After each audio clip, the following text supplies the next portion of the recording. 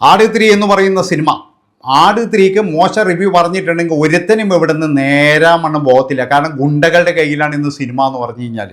ഈ ആറാട്ടണ്ണൻ എന്ന് പറയുന്ന ഒരു വ്യക്തിയാണ് അടിക്കുന്ന ഒരു സംഭവമാണ് നമ്മളിപ്പോൾ കണ്ടുകൊണ്ടിരിക്കുന്നത്. അതായത് ആറാട്ടണ്ണനെ ഒരു ഗുണ്ട വന്ന് അടിക്കുന്നതാണ്. എൻ്റെ അഭിപ്രായത്തിൽ എന്ന് പറഞ്ഞാൽ ഇതിനെയൊക്കെ എന്ന് പറഞ്ഞു കഴിഞ്ഞാൽ എങ്ങനെയെങ്കിലും തൂക്കിയെടുത്ത് അകത്തിടുക. അതിനുശേഷം എന്ന് പറഞ്ഞു കഴിഞ്ഞാൽ ബാക്കി പണി ഞാൻ പറയണ്ടല്ലോ. ഇതൊക്കെ വളർന്നു കഴിഞ്ഞാൽ ശരിക്കും പറഞ്ഞു കഴിഞ്ഞാൽ പോലീസുകാർക്ക് തന്നെ പണിയാന്നേ ഞാൻ പറയുള്ളൂ.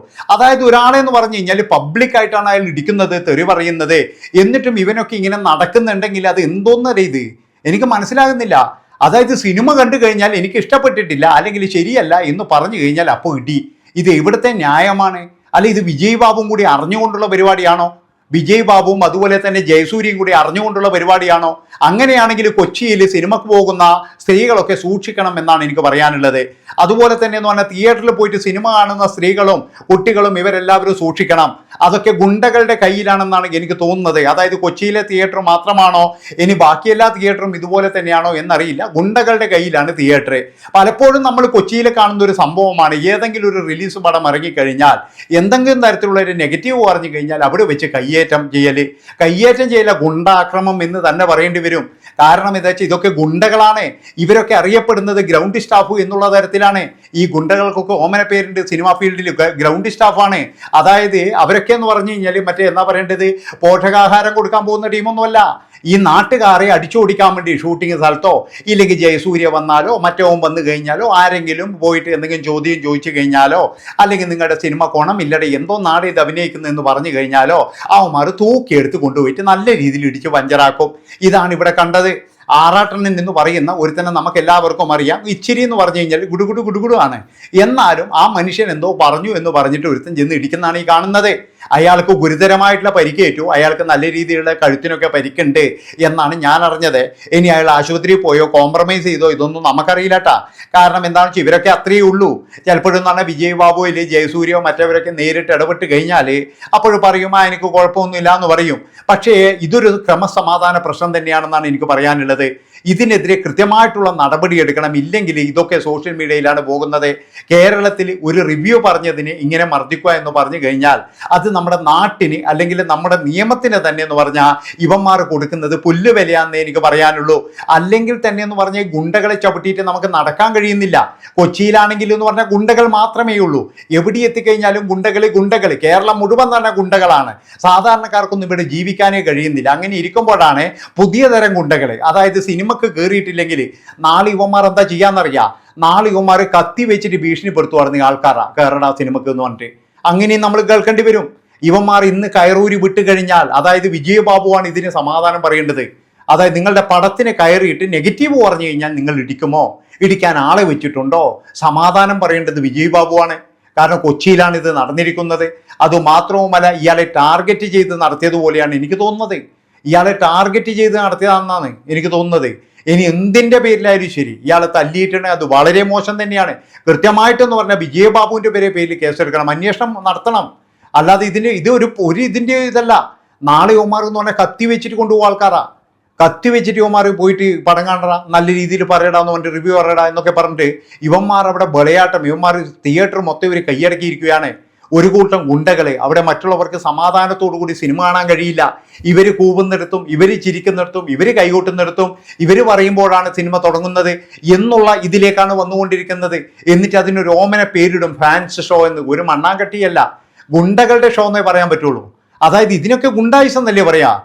ഒരു മനുഷ്യനെ ഇത്രയും പബ്ലിക്കായിട്ട് ഇത്രയും ആൾക്കാർ നോക്കി നിൽക്കുമ്പോൾ ഇടിക്കണമെങ്കിൽ അല്ലെ അടിക്കണമെങ്കിൽ തെറി പറയണമെങ്കിൽ അത് ഗുണ്ടായിസം തന്നെയല്ലേ? അത് ഗുണ്ടായിസം തന്നെയല്ലേ? ഗുണ്ടായിസം അല്ല എന്ന് പറയാൻ പറ്റുമോ? ഒരിക്കലും പറയാൻ പറ്റൂല. അതുകൊണ്ടാണ് ഞാൻ പറയുന്നത് ഇതിനെതിരെ കൃത്യമായിട്ട് നടപടിയെടുക്കണം. ഇല്ലെങ്കിൽ എന്ന് പറഞ്ഞാൽ മലയാള സിനിമയും ഇവറ്റകളും നശിപ്പിക്കുന്നേ എനിക്ക് പറയാനുള്ളൂ. അല്ലെങ്കിൽ തന്നെ മലയാള സിനിമക്ക് എന്ന് പറഞ്ഞു കഴിഞ്ഞാൽ മയക്കുമരുന്ന്, അതുപോലെ ഗുണ്ടായിസം എന്ന് പറഞ്ഞിട്ടൊരു ചീത്തപ്പേരുണ്ട്. ഇപ്പം 2 ദിവസം മുമ്പ് ഒരു ഗുണ്ടയുമായി പ്രശ്നത്തിൽ പ്രമുഖ നിർമ്മാതാവ്, തിയേറ്റർ ഓണർ ഇവൻ്റെയൊക്കെ പേരൊക്കെ വരുന്നുണ്ട്. അപ്പം അവനൊക്കെ പറയുന്നത് എന്താ വെച്ചാൽ അവരൊക്കെ ഗ്രൗണ്ട് സ്റ്റാഫാണ്. ഗ്രൗണ്ട് സ്റ്റാഫ്, ഈ ഗ്രൗണ്ട് സ്റ്റാഫ് എന്ന് പറഞ്ഞാൽ ഇതൊരു ഓമന പേരാണ്. ഗുണ്ടകളാണ് സിനിമാ മേഖല നിയന്ത്രിക്കുന്നത്. ഇതിൽ എന്തുകൊണ്ട് അമ്മ ഇടപെടുന്നില്ല അല്ലെങ്കിൽ മറ്റുള്ളവർ ഇടപെടുന്നില്ല? ഇതിൽ കൃത്യമായിട്ടെന്ന് പറഞ്ഞാൽ എൻ്റെ അഭിപ്രായത്തിൽ ഈ സിനിമയുടെ ഓണർ ഉണ്ടല്ലോ, പ്രൊഡ്യൂസർ ഉണ്ടല്ലോ, അയാളെയാണ് അറസ്റ്റ് ചെയ്യേണ്ടത് ആദ്യം. അയാളായിരിക്കും ചിലപ്പോൾ ഇവരൊക്കെ പറഞ്ഞു വിടുന്നത്. ആരെങ്കിലും നെഗറ്റീവ് പറഞ്ഞു കഴിഞ്ഞാൽ കൊടുത്തേക്കണ ഇടാന്ന് പറഞ്ഞിട്ടുണ്ടാവും. അതിനു വേണ്ടിയിട്ട് ഇവർ കാശ് വാങ്ങിച്ചിട്ടുണ്ടാവും. കൊട്ടേഷൻ പരിപാടിയാണ് ഇവർ ചെയ്യുന്നത്. ആറാട്ടണ്ണനെ ഇടിച്ചതോട് കൂടിയിട്ട് പറയുന്നത് എന്താണെന്ന് വെച്ചാൽ കേരളത്തിലെ എല്ലാ ജനങ്ങളോടുകൂടിയാണ്. എന്താണെന്ന് വെച്ചാൽ ഞങ്ങളുടെ പടത്തിന് വന്നിട്ടോ അല്ലെങ്കിൽ ഇവിടെ സിനിമക്കോ എതിരെ നിങ്ങൾ ആരെങ്കിലും സംസാരിച്ചു കഴിഞ്ഞാൽ നിങ്ങൾ ഉണ്ടാവില്ല എന്നുള്ള ഒരു മുന്നറിയിപ്പാണ് ഇവർ കൊടുക്കുന്നത്.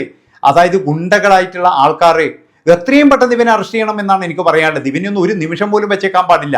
എന്നിട്ട് എന്തെങ്കിലും ഇപ്പം നമ്മളെ തമിഴ്നാട് പോലീസോ മറ്റേവരോ ചെയ്യുന്ന മുളയിൽ നുള്ളിക്കളയണം. മുളയിൽ നുള്ളിക്കളഞ്ഞിട്ട് അവൻ്റെ വീട്ടുകാർക്ക് മറ്റേ ഇതിനുള്ള കർക്കിടക വെച്ചു കൊടുക്കാനുള്ള ആ ഒരു ഗതി ഉണ്ടാക്കണം എന്നാണ് എനിക്ക് പറയാനുള്ളത്. അല്ലാതെ എന്ന് പറഞ്ഞ് ഇതിപ്പോഴും എന്ന് പറഞ്ഞാൽ എന്തോന്നടേ ഇത് എപ്പം നോക്കിക്കഴിഞ്ഞാലും ഗുണ്ടാക്രമം. തിയേറ്ററിൽ പോയി കഴിഞ്ഞാൽ ഗുണ്ടാക്രമം, അല്ലെങ്കിൽ വെറുതെ നടന്നു കഴിഞ്ഞാൽ ഗുണ്ടാക്രമം. ഈ പൊതുജനങ്ങൾ ഇത് എന്താണ് ചെയ്യേണ്ടത്? അല്ല, പൊതുജനങ്ങൾക്ക് ഇനി പിന്നെ എന്താ പറയുക, പോലീസുകാർക്കൊന്നും ഇത് നോക്കാൻ സമയമില്ല. അതാണ് എനിക്ക് തോന്നുന്നത്. അവരൊന്നും ശ്രദ്ധിക്കുന്നില്ല ഇത് ഇങ്ങനെയുള്ള കാര്യങ്ങൾ. അവിടെയുള്ള സെക്യൂരിറ്റി എവിടെ?